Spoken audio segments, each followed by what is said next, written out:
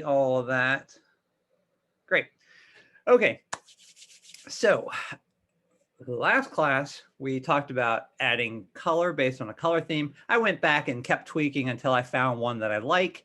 I thought with, since I would be using this for school and stuff like that, going with a little bit of a green design would be good. I still have some cleaning up to do, but generally speaking, I've got my colors the way I like them. I've got the shapes basically to where I want to be. So today we want to take it one more step. We just want to add one more layer of something to kick it up a notch. So here's what I asked you to do. I asked you to take and develop a black and white design that kind of ties in with your cultural identity, whatever it is, I don't care.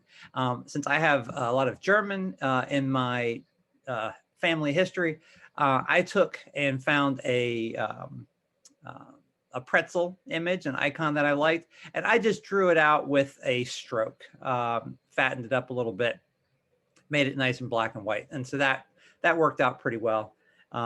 It's not going to change the world. It's not super exciting, but it's a place to do. And I do want you, if you can, try to actually make your whatever your icon is. You can find something. I could have done an image trace, but part of this is that I want you to take the skills. I like to build on things, kind of like how we do in mathematics or languages. Take a skill that you learned earlier and then build and apply it to something new. So this is stuff that we did with our Ryan McGinnis project. So I did this in a whole separate document. What I'm going to do is I'm going to take that, I'm going to just copy it, and I'm going to bring it over here to this, and I'll paste it in there. Cool. So I was like, okay, great. I've got my little pretzel design. That looks kind of big. Generally speaking, I don't want to have to, I don't want it to be quite so giant. So I'm going to scale it down. And when we scale things down, we could just take this and drag this. I'm going to just hold down my shift key. I've got my little transform bars. But when I do that, actually that worked, darn it. I hate it when things sometimes do what I was supposed to do. The other way you can do a transform is you can go to Object, Transform, Scale. One thing to pay particular attention to when you do this is you want to make sure that you scale the strokes and effects. If I turn that off, you can see the stroke stayed the same thickness. And so you lost a little bit of the detail of the pretzel. Wait, does it have to be, does it have to be like black with like a plain, like black with like no fill? Because the way I did mine is black with like white fill or something. Totally. Yeah, you could do that. And I'll show you how we're going to tweak that as with my next one. So the answer is it can be whatever. Generally speaking, I would recommend it be one color, but it could be, I mean, you could totally do this with multiple colors. Yeah, you could, I mean, because what's great about Illustrator is that you could build really, really complicated patterns. I just wanted to keep it kind of simple for this activity. But if you want to go all in and have multicolor, then rock on. Okay, I have no problem with that whatsoever. You will probably want to get the colors within your color scheme before you bring it over. That would be my one suggestion. In this case, I'm going to show you how to go back and edit it because black is going to work terribly for this. But hang tight. All right. So I've got that about the size that I want. And then we're going to quickly make it into a pattern. There's lots of ways to make things into patterns. I could literally copy and paste this, but that would be kind of dumb. So here's what we're going to do. Watch this. I'm going to go to Object, Pattern, Make. So I've got my object selected. When we do this, it's going to bring up this whole dialog box. So don't panic. So we'll hit OK. Cool. And so up at the top, you see that we've got kind of a little divider line. So it's taking us into this pattern maker. Your project is still there. Don't panic. I did it first. And then within this, you can give your pattern a name. I'll call it pretzels.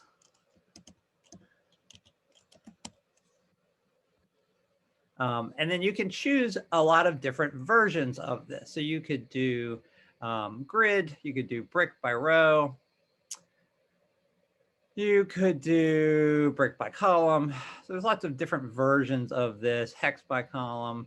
That's kind of interesting because they overlap. but I want to make sure that I can still see everything. Uh, so I'm going to do brick by column. That just felt right.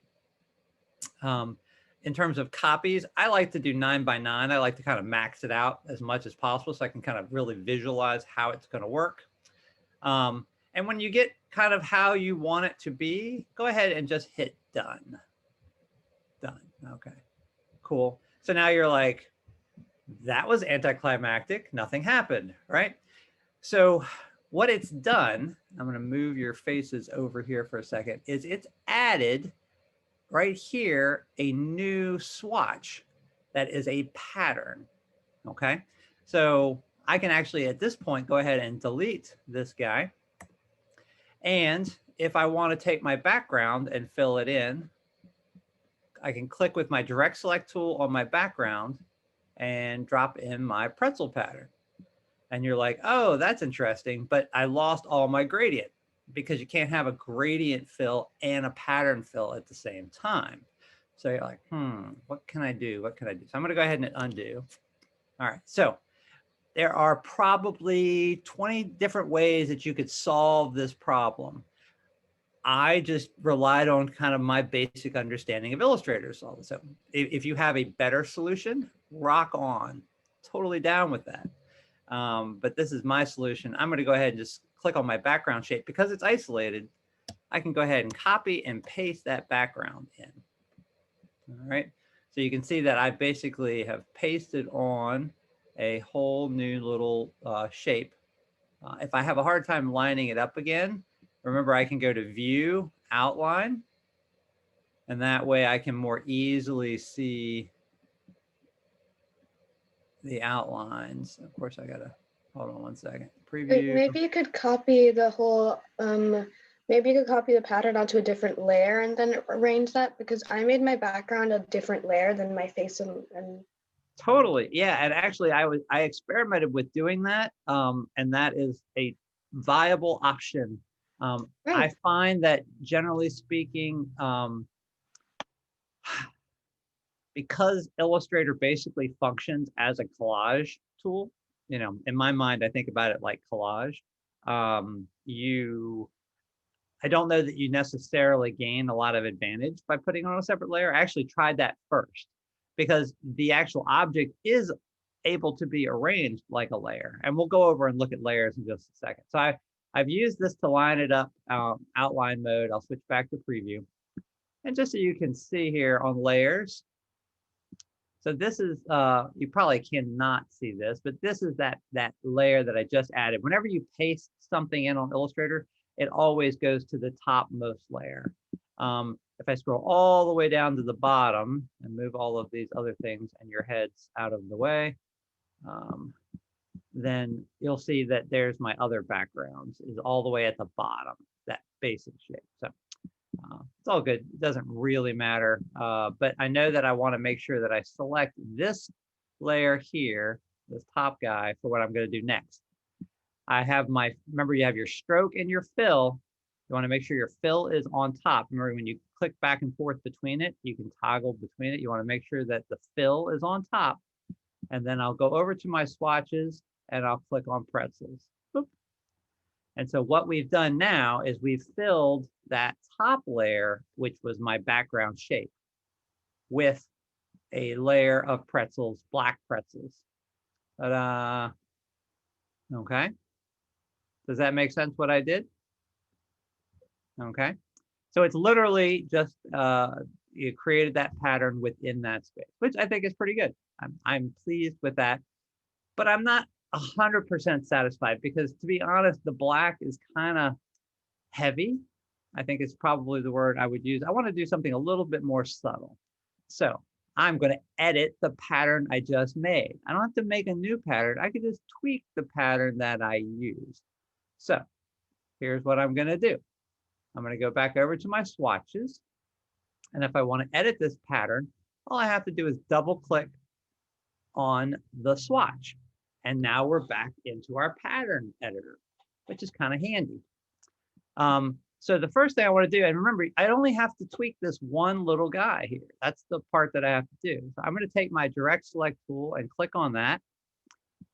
And again, we have a fill as it's an empty fill because I use the stroke. So I want to bring the stroke to the front and I'm going to change it to one of the colors. And since I already added my color swatches from my color palette last class, I'm just going to grab and do this nice light green that the background was more dark. I'm going to grab this lighter green here. And when I change that one pretzel, it translates out to the rest of them.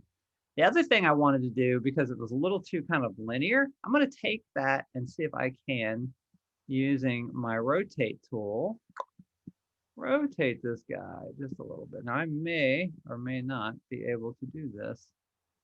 Let's double click and see if I can rotate it a little bit. Oh, hold on, cancel. I grabbed, unfortunately, I grabbed just one anchor point. Let me click on. No, I screwed up the middle part. Darn it. Oh well. Let's go back. Edit, undo. Edit, undo. I was rotating. There we go. All right, now let me get the whole object selected. And let's see if I can just rotate. There we go. Cool. All right. That's a little bit more interesting. Sweet. All right. So now that I have finished editing that pattern, again, back at the top, I just want to hit done. And what's cool is then it will automatically update everything that happened in the background, which is pretty cool. The last thing I want to do on that one particular object, I probably want to go through, and I want to make sure I've got that object selected. I'm just going to knock it down a little bit. So about 50% opacity. I gotta make sure I'm on that. I gotta make sure to select that object, which is the background object.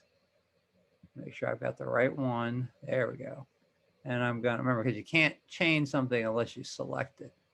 All right, so let's see what this looks like. All right, that's nice.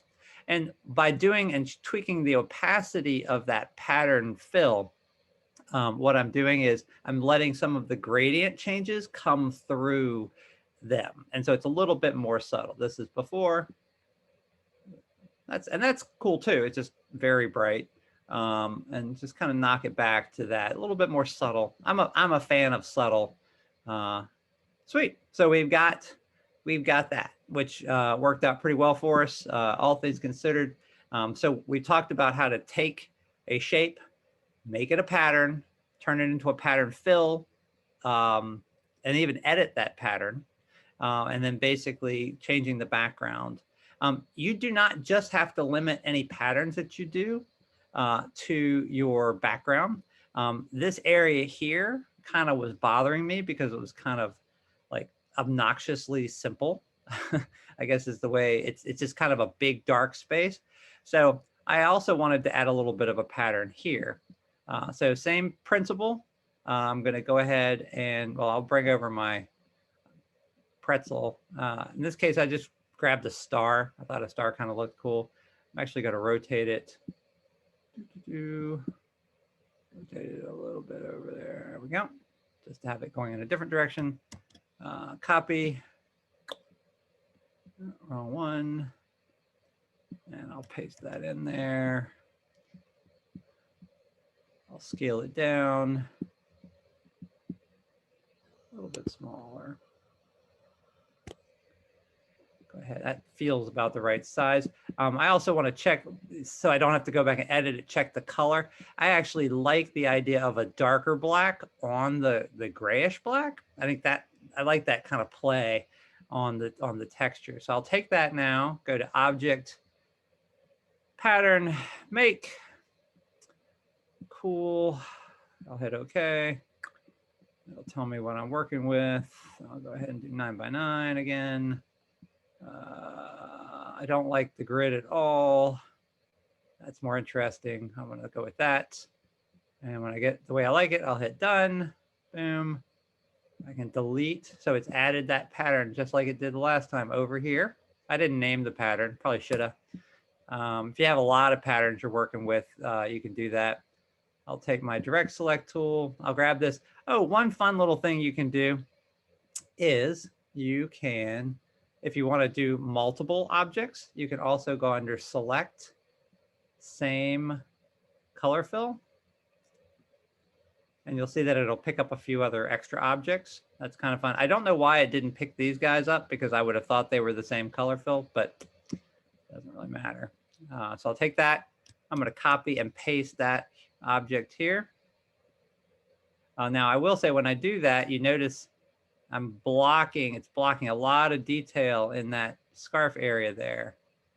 So I want to be very conscious of going over here to the layers, and see that's on top. So I'm going to have to find out where that is and drop it down. But I'll do that after I do this next step. I want to bring my fill to the front. And then all I need to do is, on my swatch library, click on my stars, ta-da. And now it will have filled in my star pattern, which I think looks pretty cool. Same thing, I'll take the opacity and tweak it down pretty low. I want it to be very, very subtle. And because I've taken the opacity down, I may not even need to readjust the layering, because I kind of like how it overlaps some of those textures there. And again, most of the textures down here aren't even on my artboard. So that's kind of cool.